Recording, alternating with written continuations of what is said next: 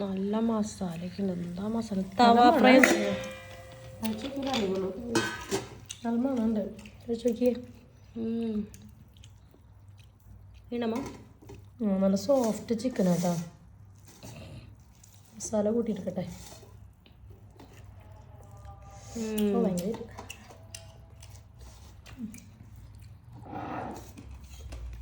അതും ഒരു പെപ്സി.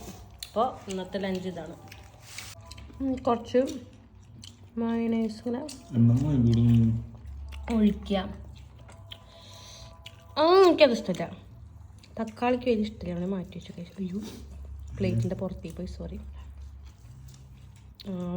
നമുക്ക് മയോണൈസ് കൂട്ടി ഒരു തവ ഫ്രൈഡ് പീസാണ്. ഓ മൈ ഗോഡ്, നല്ല സോഫ്റ്റ് ആൻഡ് ടെൻഡർ പീസാണ് കേട്ടോ. നല്ല പീസാണ്. പിന്നെ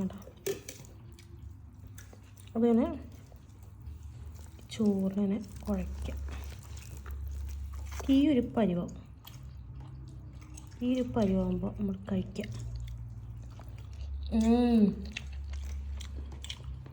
എന്നിട്ട് ആ പെപ്സി എടുത്ത് നമ്മ പെപ്സി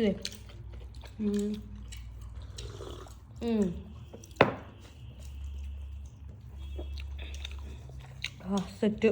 ഇതാണ് പൊള്ളിച്ച ചിക്കനും മന്തിയും. പൊള്ളിച്ചത് തവ ഫ്രൈ എന്ന് പറഞ്ഞു നമ്മളോട് കേട്ടോ. അപ്പോൾ എല്ലാവരും മന്തി കഴിക്കാൻ വീട്ടിൽ പോരാ.